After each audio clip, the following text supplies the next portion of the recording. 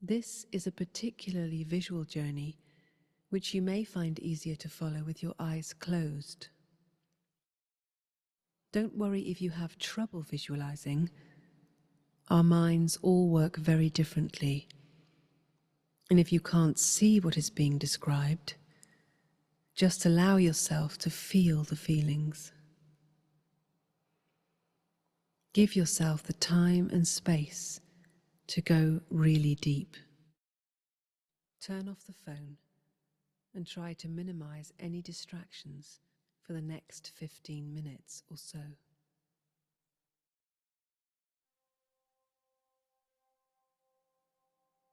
I sit here quietly,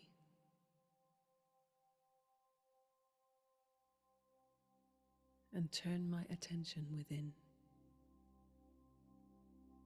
I begin by relaxing the body. I let each muscle become soft and relaxed from my toes, through my legs, up to my hips and my stomach.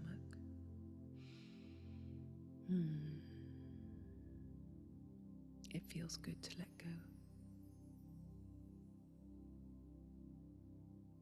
My chest becomes quiet and my breath slows down. I let go of everything outside and step into this moment. I allow myself to be here, alert and ready to take this journey into love.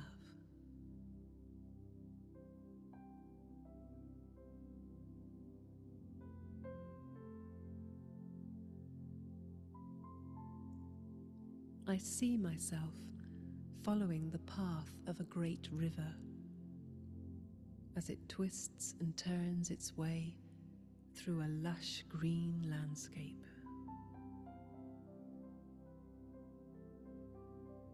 In my relaxed and happy state, I see nature in a whole new way. I notice each leaf and flower, each blade of grass. I see in such detail all that is before me. Everything seems to be glowing with a life force I have not noticed before. Everything is so alive, so vibrant. I am aware of the space that is arising inside of me. Deep moments of quietness.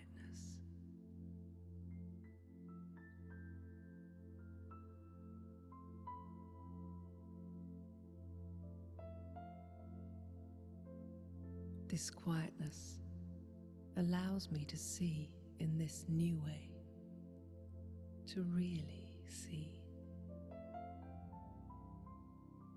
The sun warms my back, and I am deeply moved by the sheer beauty of what is all around me.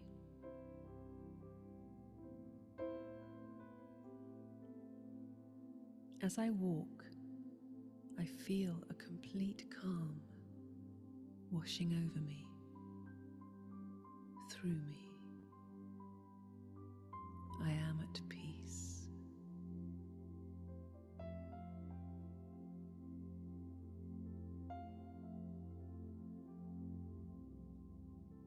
After walking for some time, the river bends sharply, and I naturally follow its direction. As I do, I see ahead of me the outline of a person walking towards me. As the gap between us closes, I recognize this person as someone who represents pure love to me.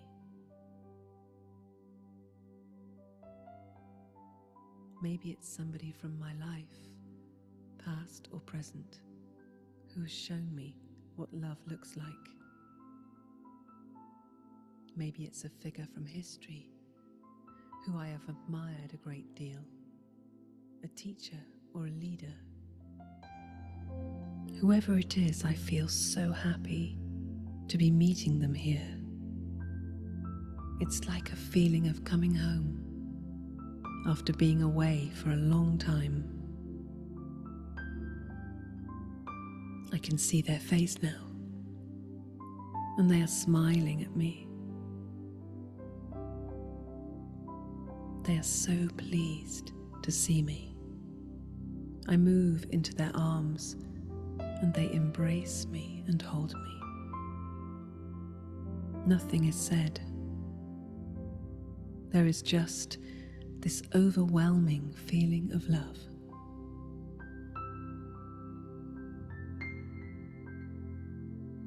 They love me so much, so deeply, so unconditionally. They know how amazing I am. They see the true me.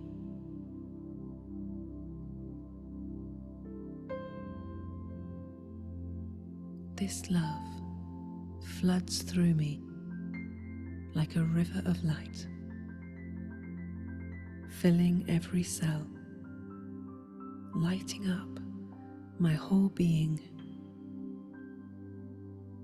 I begin to glow inside and out. I become a living lighthouse of love. As I am loved, so the love floods out of me and flows back into them in an unending spiral.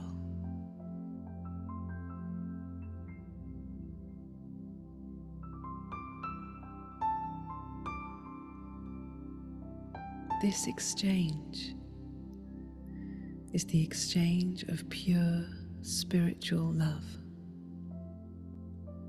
this eternal, everlasting love. I let go completely into the experience. I let the love flow into me and out of me. I become love.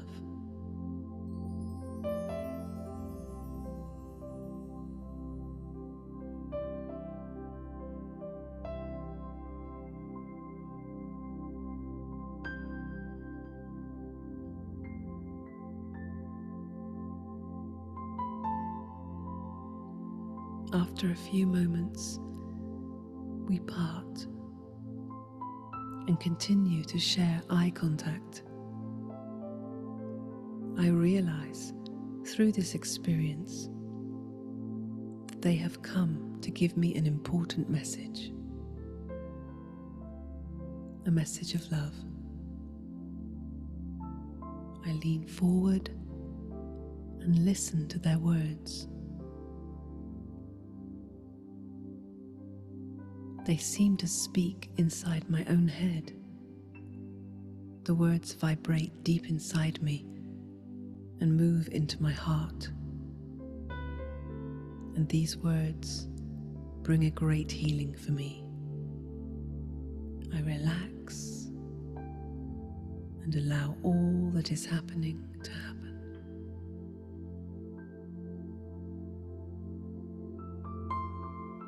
I surrender to this moment.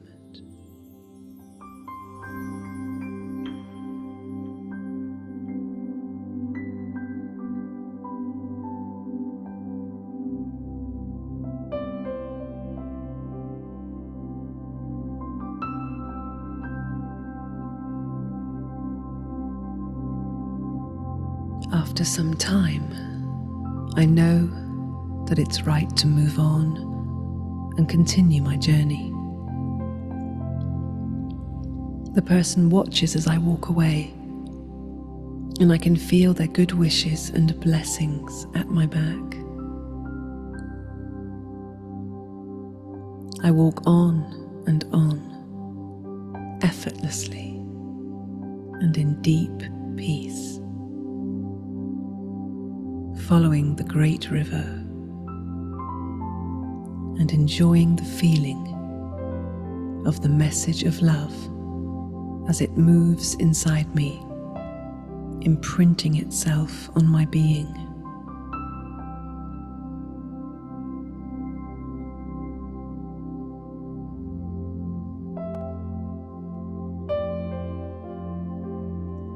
Eventually, the river turns its final bend, and there, stretching out before me, is the vast blue, sparkling ocean. The sight is so awesome that for a moment my mind completely stops.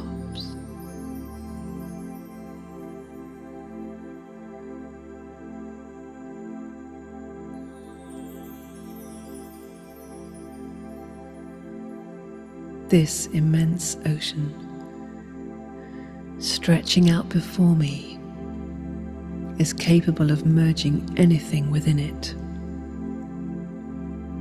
absorbing anything and making it part of the great waters.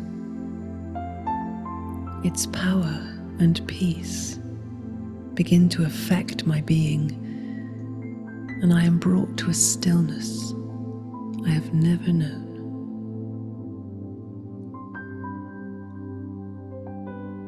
In the stillness, I allow the idea that I am completely worthy to be loved to be imprinted on my heart. I am completely worthy to be loved. I feel my heart begin to open and my mind begin to accept the thought that yes, I am love. I am completely lovable. Here at this ocean, I make a pledge to make love my practice, to speak only loving words about myself and others, to speak only loving words about myself and others, to think loving thoughts about myself and others, and to practice loving deeds for myself and others. I make it a pledge to become loving and to welcome love back into my life. I stand here at this ocean and I let this be my pledge.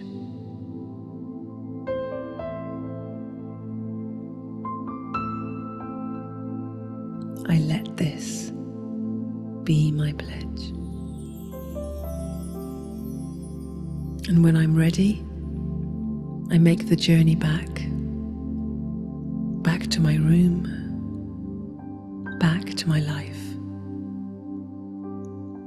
But I bring the blessings of love that I've experienced, the message of love that I heard, and the image of the great ocean, the ocean of love, filling me with the power to change myself and change my life.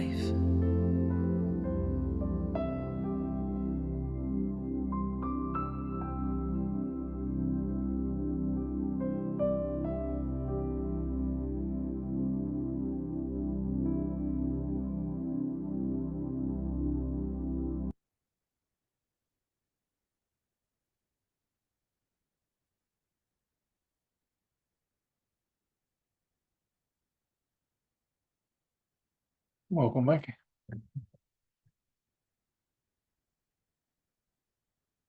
So I've changed the title a little bit tonight. It's what feeds you, and I had it. So what food feeds you, sort of thing. I think can't remember, but the actual title tonight is what feeds you.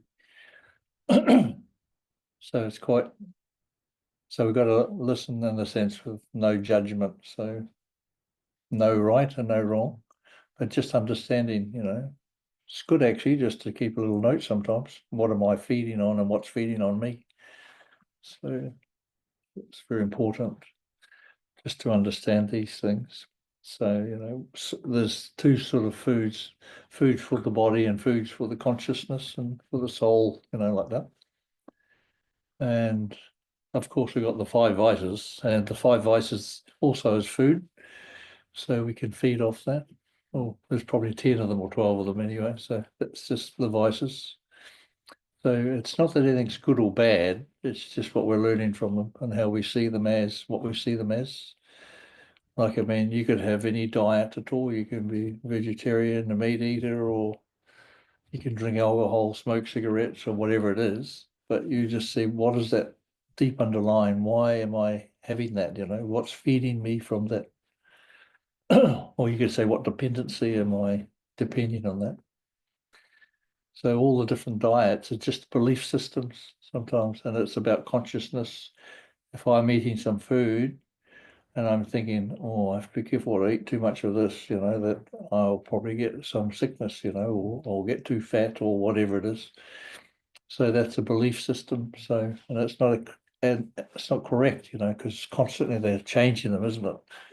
So you could have a belief system that if I only eat just pure sugar diet, and that's the best food I can have. But if you have the right consciousness, then it would sustain very beautifully. And so it's all about what you believe, what you eat, and what you believe. So you look at all the different foods around the world, you can see Indian type food, and you see the Chinese type food, and all the Malaysian type food, and here in the West down here is a bit similar to America, So the whole thing is everyone still looks, no matter what they're eating, they're all still looking pretty healthy, aren't they? And they believe what they eat in, and it's part of their culture, their DNA, and everything. So whatever they're eating, they believe that's feeding them. Some people think, oh, if I don't get rice every day, my God, I can't live. I got to go and boil some up and just have some before I go to sleep. So I've got to have rice. Some people say in the West, we've got to have some bread. I don't feel I've eaten anything till I have a piece of toast. So, and that's what's feeding me. So it's more of a dependency. But it's not necessarily the truth. But it's all about consciousness. So that's what Bob was teaching us. So when I'm eating, what am I thinking? Where am I at? And where is this food coming from? What dependency am I having on this? That's why wherever we go, we should be able to eat any type of food, But unfortunately, it's not possible for some people. And it's not so bad when you're in a family line, You go and visit your relatives and everything, and they all come from the same sort of food line. So everyone eats the same food, There's no difference basically. So whatever your auntie cooks is same as your mum cooks, and your grandmother, and all those sort of things. It all tastes the same, and it's still got the same vibration in it. See, so we've become dependent on those things, but you just have to observe it. If I'm eating this food, and if I don't eat this food, you can just observe it. Am I eating this food, and what dependency do I have on this food? Am I going to get sustained from this food, or do I feel it's going to make me fat or skinny, or undernourished or whatever? So you just have to check, what is my dependency on what I'm feeding on. So food is only one small part of the whole puzzle, isn't it? So we have huge puzzle, So everything I've been dependent on is feeding me. It's like you got these big hoses that go into you, and you're feeding off them, and they're feeding off you, and it's the same. So that's what we've got to do. We just understand that in relationships, we also have food exchanging, that and also in friendships. That's part of relationships, and they all have, their expectations. So there's expectations from one to the other, and if one is not fulfilled, it's like, hey, I'm empty. Something, I'm empty. That's because I have these expectations of food. I'm feeding off another, and I'm not being fed properly. The food is only one little part. So you could think, if I'm depressed, then you think, oh, I'm actually feeding. It's food for me. Depression gives me food, because I wouldn't have depression, because if I don't like it, I would get rid of it. People say, oh, but yeah, I can't. It's just there. It just comes. That's because you're feeding. It's feeding time. And it comes because you're calling it, because you were okay, but now you're not. So it must be food time. It's like when mum yells out, hey, you kids, come and have some lunch. It's dinner time. So you all come in and sit around the table and have food. It's the same, all these different things that come up in our life. That's what we're feeding on. As I said, there's no right and no wrong. So sometimes victimhood is something, another thing. You might call on things even on your past birth, say, oh, I'm suffering because of my karma of my past, so I've created this big thing, and I'm feeding off that, and oh, I'm a victim. I was born into this family, and they've been giving me a hard time all my life, and now I'm going to give my children a hard time as well. So it's all about feeding. You don't have to have it, but you want it like that. You don't have to have anything.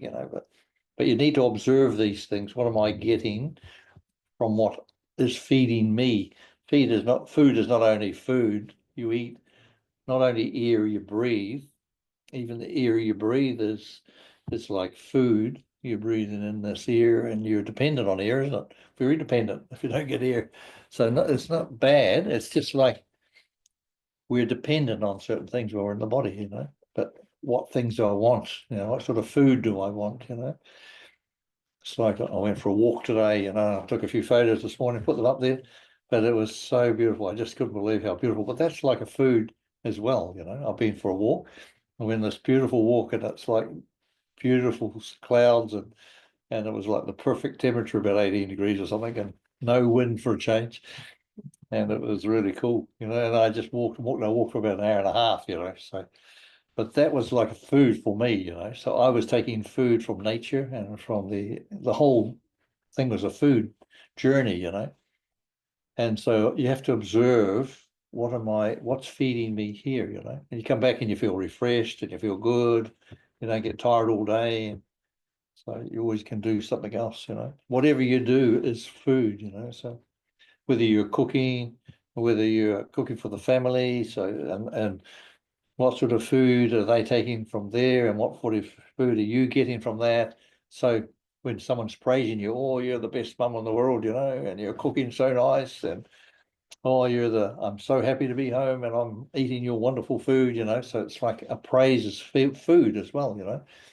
And it feeds the ego. But the thing is, when you observe it, then you just have to say, oh, hang on a minute, I'm getting a bit of an ego trip out of this. So you come back a bit. And so that's just the food we eat all the time. We're constantly eating food. There's no right and no wrong. It's just observe what's happening and how am I living? Am I dependent on some sort of sickness, or some sort of praise, or if someone's defaming me, is it making me hungry? Then I start an argument. So anger is food. So one feeds off the other. So it's an anger food. So. And anger is like, sometimes you have to get angry. It's not that it's bad.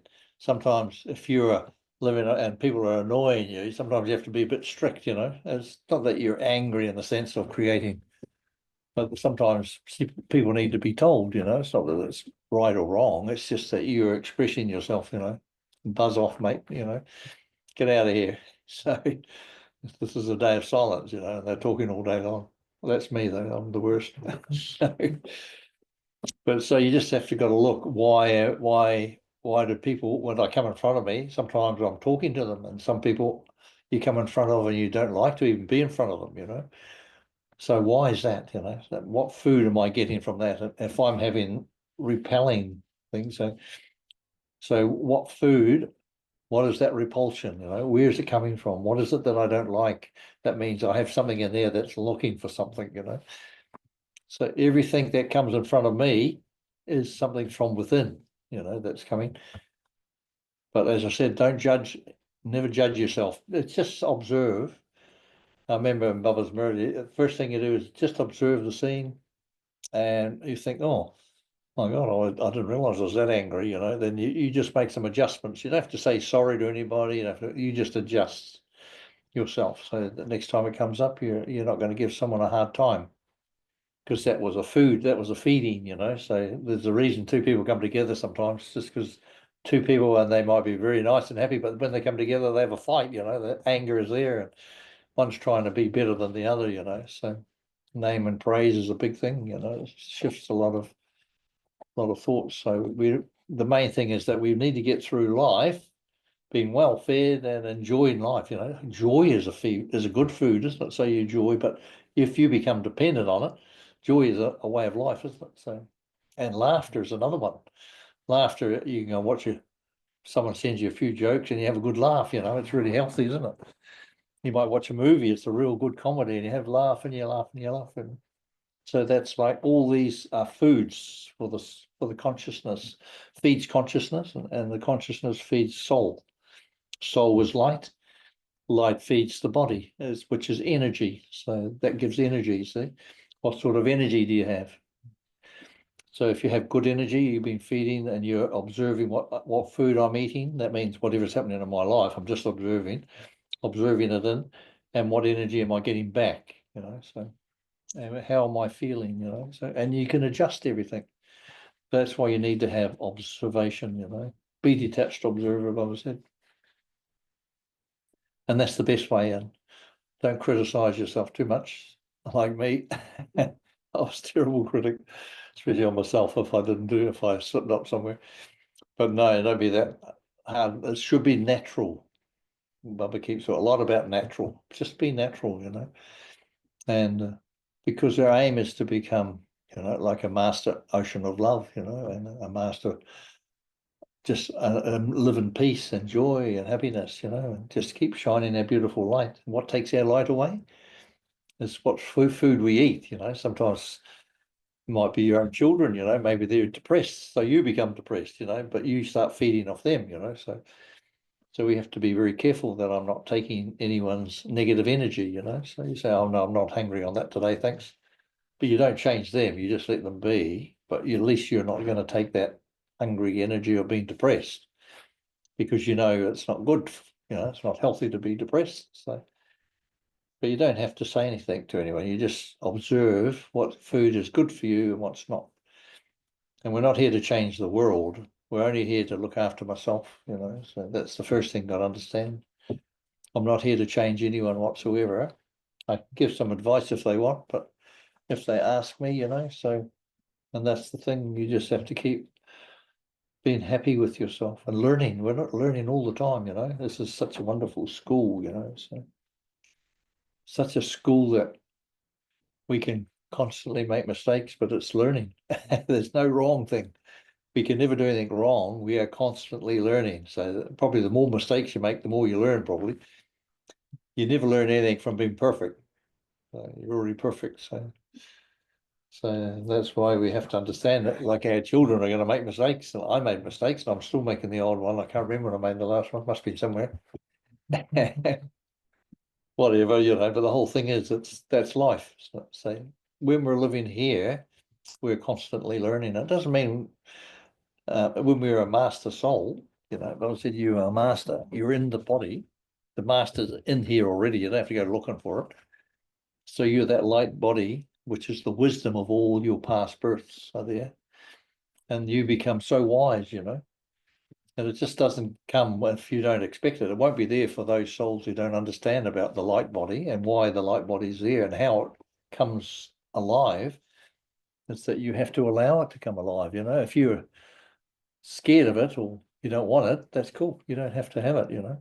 The light body is there for us to live in this world without any effort, with such joy and happiness. So you're just there And the light body is doing everything for you, you know. It's the wisdom, it's the wisdom of all your past births. And this body is your chosen body of all bodies. So imagine how important this body is, but how important to allow this beautiful being of light to emerge in this body, you know. And once you understand that, that's why we have to make sure we feed it the right food. And sometimes, you know, when you have a lot of good meal, then you have to go and get rid of a lot of rubbish out of your system, isn't it? You go to the bathroom and get rid of it. And that's when we find out that we don't need that sort of thing, then we just release it, you know. So, and you don't have to do anything tough like 25 hours meditation or something like that. And sit without drinking water for 3 days and all those sort of things. So nothing like that. We just have to enjoy ourselves every day. Observe yourself. That's the main thing, is just observing yourself. I was just taking one sister through the course today, and she was saying, teach me how to meditate. I said, I've told you 25 times, you know, but the whole thing is she still wants A, B, C, D, E, and this is how long you do this. This is what you do. I said, that's nothing. That's like, that's not how you become perfect. That's not how you become a master. It's so natural. You have to let go of all that stuff because it's all in the head, you see. You have to get out of your head. You cannot become a master through study. You cannot become a master through eating some sort of food or drink or whatever. Your soul makes you a master, and the master's there.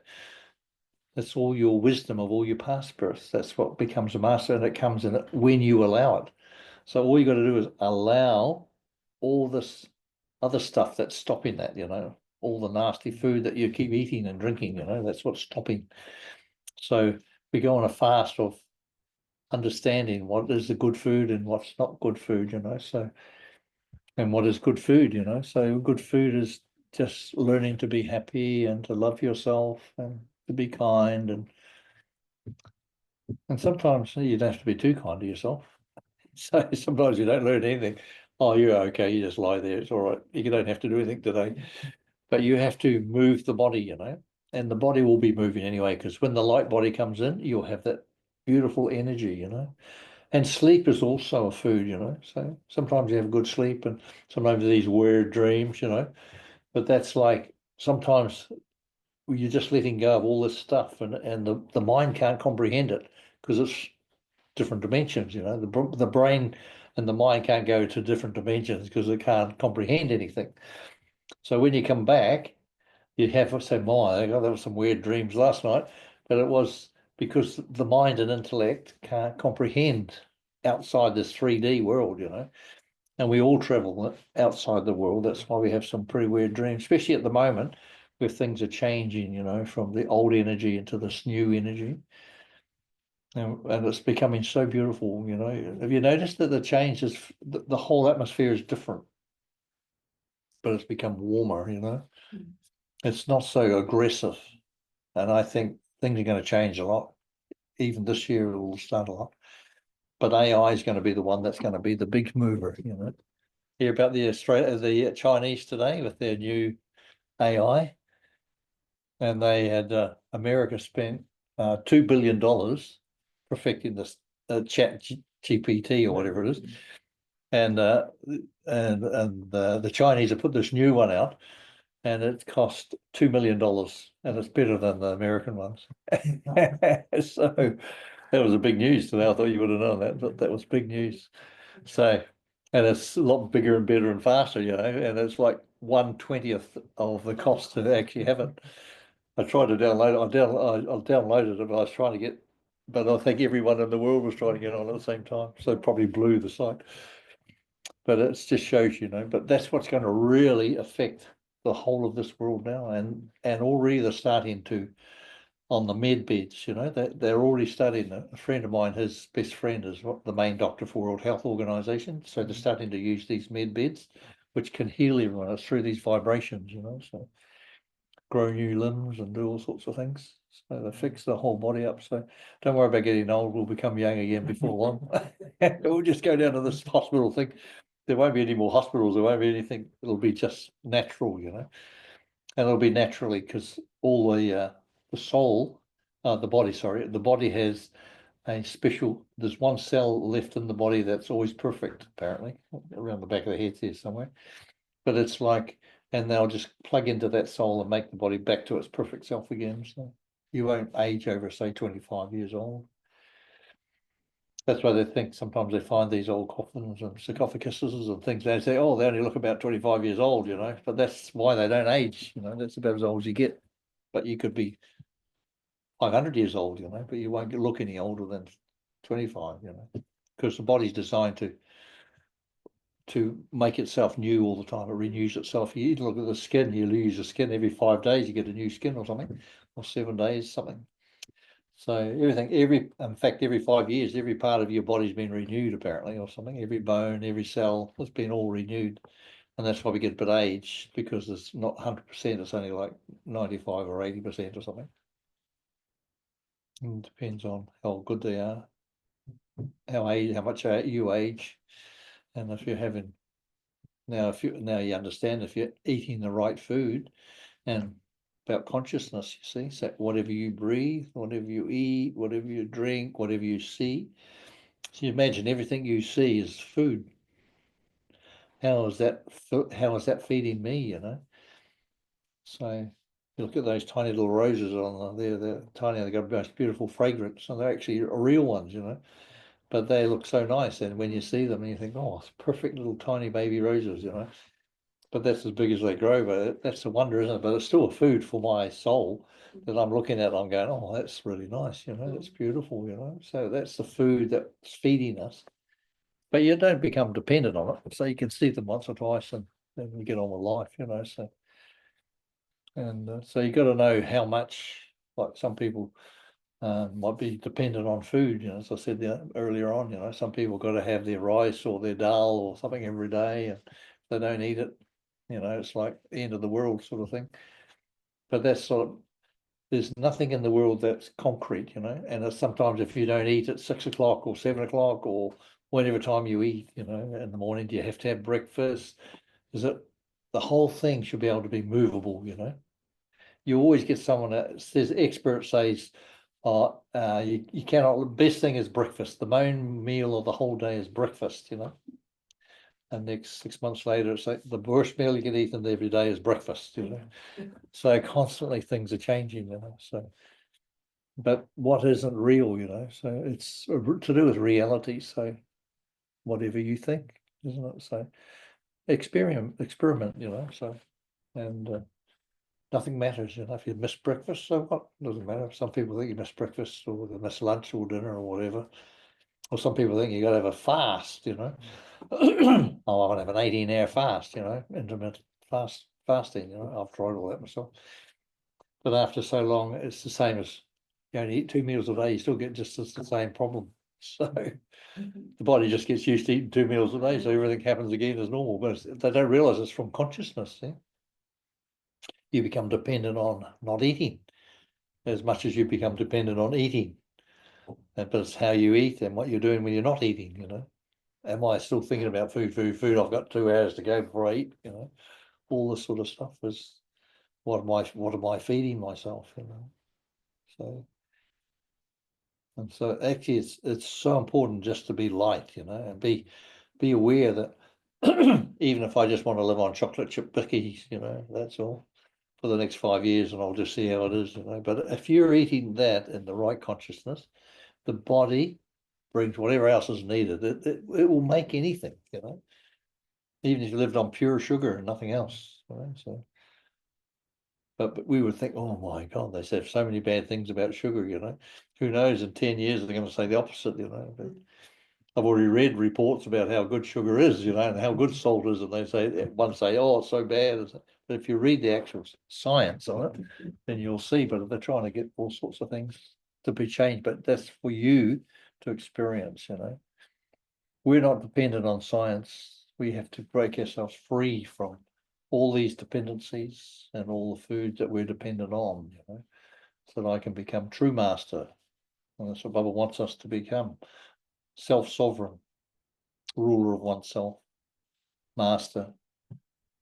My aim is that when I become perfect and complete, and when I'm leaving my body, I'll walk out of this body and the body will just disappear into the atmosphere, so that's my aim.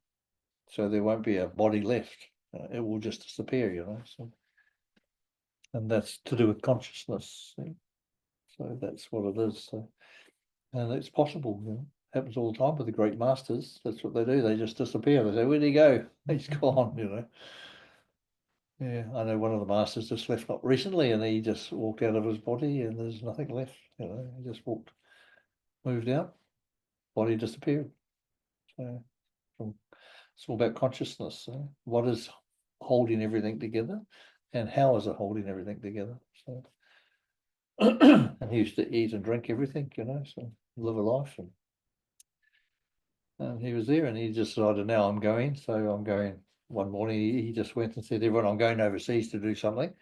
So, and he set everything up so that everyone there was there. He owned a couple of orchards, so he made them all part of a big co-op. So everyone was part of it. So when he went away, they knew he was going overseas somewhere, and he'd be back eventually. But they're all looking after everything. And so he just walked out the back and disappeared. So they won't miss him, because they think he's overseas somewhere touring around. So that's the thing. That's the biggest thing now. If you disappear and everyone knows, they'll be looking for you somewhere. They're trying to find a body somewhere. But someone who's really enlightened and has practiced the true consciousness of who am I? Who am I is not just the soul, but the who am I is the higher consciousness, that one that's eternally pure and perfect. That's what we call consciousness, is like God in consciousness. And I was beginning to tell you today, like when I was explaining to this lady about being, why do you have to remember? She reads them early every day, but it's in Thailand, in Thai language. But it says, why does Baba say, remember me constantly alone? I says, well, when Baba comes with you and you're here, and Baba's alone with you and there, he says, and then all the purity that Baba has can purify us. You don't go somewhere else to remember God. If you're going somewhere else to remember God, then consciousness you can't meet, isn't it? God's just pure energy. How can you meet God somewhere else in 3D? You can't. It's not possible. But here inside ourselves, we're in 3D. We are consciousness ourselves. So Baba said, only those who know me as I am will meet me, even though we meet through Brahma Baba. But if you're not aware of who is Shiv Baba and you're in the wrong consciousness, how can you meet him? We're looking there at Brahma Baba, but Shiv Baba is actually, if you want to remember Baba, it's inside us, with us. Baba's never outside of us. There's nothing outside of us. Our happiness is not outside of us, is it? Everything's within. Everything. That's why you got to be so careful. The food we eat, it should be so important. What is feeding me? Am I dependent? Am I dependent on remembering Baba? Am I dependent on the Murali? How is my stage? If I miss a Murali, it's like, is it worse than missing anything? Am I having bad thoughts about that? So what is my consciousness, and how does it affect my health? Some people think it's a sin if I miss them early, What is sin, Sin is, they got from when they're archery, isn't it? If you miss the target, that's called a sin. That's where sin come from. You've gone off course, But there's no such thing as right and wrong. There's okay, if for some reason you missed them early today, that's okay. You're not, there's no such thing as heaven and hell. If you want to punish yourself, help yourself, But you just enjoy, it's just something, experience, okay? So I missed them early today, okay? So I'll hear it tomorrow, And it's not that there's a sin or a good or bad or all this sort of stuff. That's a belief system, see? Once again, that's a belief system. If you believe that you're going to miss, because I missed early, I'm going to suffer, then you're going to suffer, I've done a sin, oh my God, how am I going to make up, I mean, it's extreme, and yet the other extreme is I've been studying so much. I mean, study. I read them early 10 times a day, and I'm doing this, I'm doing that. That's the opposite again, isn't it? It's still the same dependency, that if I'm not doing that, I become dependent. That's different food again, So that's going to affect my body and my consciousness, my attitude towards others, and how I see others, If I'm looking at someone and I think, oh, I'm so good and they're no good, that means that's such a bad consciousness to have, that you'll get really big indigestion on that. So, and that's the thing, is we become dependent on those sort of things. So, well, not dependent, but we do it naturally without, sometimes we judge people because we think we're better than someone else. It's like someone with an education. They don't even realize it. They think it's some higher quality. I've got a PhD and I'm a doctor, and there's that. When they introduce it, I'm Dr. So-and-so, and then I know they're full of ego, you know. Who wants to call themselves a doctor? No one was born as a doctor. Some human being gave them a doctor because they can write prescriptions or something and feed people. They're registered, you know, drug addict, drug suppliers, isn't it? So they're registered druggies. So licensed drugs, because that's all they do is just prescribe a prescription. I'll just take a aspirin or something, you know. Here you go, and he fills out some more drugs. Doesn't tell you how to heal yourself. They never tell you how to heal yourself. They say, "Oh, you just take this drug and you just keep taking it until the day you die." You know, now you're too old. You're over 45, mate. You're on your way out. You know, that's not how it's supposed to be. So we want to be. They should be healers that tell you how to heal yourself, so you never take drugs, isn't it? But no. So someone wants a lot of money out of that. See, so they're only trained up, and they all get paid and through those systems. So, but that's another story, you know. But we don't need to do that. We have to just watch our food. So what is coming to me, and what am I absorbing? And you just have to just take a few notes. If I'm absorbing, two people in my house might be arguing, and I'm sitting there, how's that affecting me? You know, what food am I giving energy to that? Am I becoming detached from that? The big X. You know, they're having their argument. That's their drama. See, through drama we're feeding. You know, so someone's got a big hose drinking all the energy out of you, and you after an hour of arguing at each other, they're both whacked and go to bed and have a good sleep. Wake up in the morning, their anger's been fed and their egos have been fed, and everyone's been fed for them. You know, and that's what we've got to be careful. So that's all it is. It's just an observation. So it's not that people are right or people are wrong.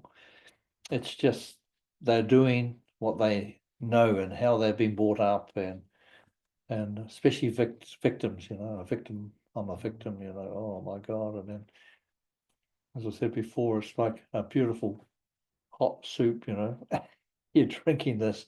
I'm a victim. You know, be sorry for me. You know, I'm a victim. You know, so that is such a bad thing, but people don't realize you are your own perpetrators. It's set up from the past. You were probably doing the same thing to someone else in the past. So. But a lot of people don't like to hear that because they can't handle it. But that's what it is. There's no victims. It's not possible. When you understand the law of karma, the law of cause and effect, it's not possible you can be a victim.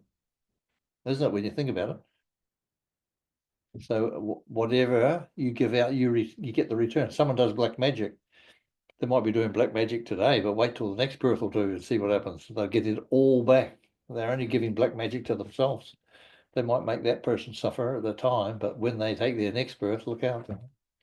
They think they're pretty smart, but we'll just see what happens. So, and that's what happens. Everything that you're giving to others is going to be coming back. That's the food that you're giving. You're giving them food, but the food is coming back, you know. So you're creating that consciousness. It's about consciousness. So, because consciousness and light creates reality. Remember, Einstein said that according to the amount of light on the consciousness, so that's what is reality. So, and and that's what it is with us. So just be careful when you wake up in the morning. What am I thinking? Because that's what you're going to get. You know, you think, oh, I feel really bad today. And then you can expect a bad day because that's what you just ordered from the universe. You say, "Oops, no, I'll cancel that order." So I refuse to have that order. You can have it as a tip. Yeah, but then yeah, it's just that we've got to have the habit of remembering the food. When I breathe in the morning, you're just so happy to breathe. You know, most people that don't breathe die. You know, during the night. So if you wake up in the morning breathing, you think, oh, if you've got a dry throat because you're snoring or something, but it doesn't matter. You were breathing anyway. So the whole thing is, it's like breath is such a beautiful food, you know. Not everything's bad, you know, but I'm dependent on breath, you know, to be living in this life. So it's how you appreciate it and your consciousness towards it, you know. How is my heart beating, you know? Just think, every part of your body is food, you know, that you're absorbing, you know. So, and you're appreciating. So the appreciation is such a good food, but you don't become dependent on it. You realize everything's working, but you don't think about your heart, your kidney, your liver all day long, you know. But through your good wishes for your body, everything is being fed through this new light body, and so through whatever you're thinking, the consciousness, you know, when you sit to eat food and you're eating your food and you're thinking, oh, this food is just pure energy and I'm eating it, you know, and it's going to go into my body, and I can breathe and I can drink and I can walk, you know. The appreciation of people. There's a lot of people can't walk. A huge amount. I didn't realize this. Someone was telling me the other day, the amount of people that can't walk is amazing. So if just to appreciate, that's why I went for a walk today, and I think I can walk further. I felt so good, so I just kept walking. But the amount of people that can't walk, and the ones who can, have to learn to appreciate what they've got, that ability to walk. You know, a lot of people are stuck in wheelchairs and things like that, or broken legs or whatever, however time they need to spend in hospital and can't walk or crook ankles or whatever. So, and I noticed that if when I hurt my ankle a couple of weeks at Christmas and I couldn't walk properly for a couple of weeks, you know, so it took me about 3 weeks before I could start doing a little bit of a walk, you know, but I really missed that walk, you know. It's such an important thing to understand how it was like a part that made me appreciate that part, you know. If we don't appreciate, you know, that I'm breathing and that my heart's still ticking very nicely. A lot of people can't walk because their heart's no good, you know. Or if they walk too much, they might fall over dead, you know. So to have a good, healthy heart is so important, you know, and all these appreciations, you know, and that's just take all these little notes. How much am I appreciating? Do I see the sky? You know, do I look at the sky today? See those beautiful clouds, you know, that are blowing by, and another windy day today. So it's like all those things. It's like the wind's never going to run out, isn't it? So where does it all come from? But anyway, we don't worry about it. So we think, oh, that's food, you know, the wind is blowing against me and keeping me cool and making me feel good. Yeah, 808. Oh, that's a good number. 808. Well, I had a 308 once, which was a whole, when I was living in Australia, which was a old Holden V8. That was a good old car, that was. But, but that's still, everything is so good, you know. Once you learn to appreciate life, and that even problems you have to appreciate. Problems are not a bad thing. You need problems to have something to do in your life, isn't it? So even you could becoming, say start doing doodling, you know, you way at a meeting, you start doodling and mucking around. That's tuning into your creative energy, you know. You're actually summoning up your energies, you know, so you don't realize what we're doing half the time, you know. So that's like the soul and the consciousness, and we're doodling with this human body. The body's just an instrument, isn't it? So well, who's doing the doodling, you know? So it's my master self, if you want to say, and it's working through all the samskaras of my past body, you know. So it has one of them there. My past births would have been doing something. Who knows? You can't all be doing nothing. You must be doing something that was a creative type being, had some creative birth. So all those there in the soul now. So soul has emerging all those back into your light body as wisdom. So we can do anything now. So if you don't know about plumbing, then just say, hey, plumber, where are you? I need you right now. So whatever it is, so and it's beautiful because there's nothing we can't do actually. And if you have that feeling that all the food I've digested over so many births, you know, it's all there in my soul. Just think how many things I've done, you know. It's actually food for my soul. It's not necessarily just food I eat. Food I eat is one thing, but my real experience is the food that I digest in every lifetime with the people I meet, the ones that love me and I'm loving them, and we're having fun together. You know, you might be doing a picnic with your whole family and all your relatives and all your neighbours and your friends, whatever it is. and you go and enjoy picnic, and the kids are running around and playing games. So, that's like an experience of food, isn't it? It's really a food that we're living on, and we enjoy that food, but we understand it's only temporary for this day. You don't make a habit out of it. Every weekend you got to do that, then it becomes a bit of a chore, so just once every 10 years or something. Whatever it takes. But anyway, so but enjoyment is such an important part, so, and without having both negative and positive, then we need to see, oh, okay, that one I don't need that one, but this one's good, but I don't need to become dependent on it. Someone's giving me a bit of praise and name and fame, and then you say, oh, hang on a minute, that can be a bit dangerous and slippery, that road. And someone's giving me abuse and cursing me for something, then also that's a slippery road as well, because I could become depressed and then angry, And that's what we've got to do. We just have to observe and make some changes. That's all. No big deal. I mean, we've never done anything wrong, so we've never done anything right, but we've had lots of experiences and we're still doing the same. And there's no heaven and there's no hell except what we do for ourselves, isn't it? So we create our own heaven and our own hell. So, and I'm just thinking those people that I was talking that lady that I'm taking the course, but she's got this Muslim guy that brings her to the sense. He comes everywhere in the taxi or the Uber or wherever it is.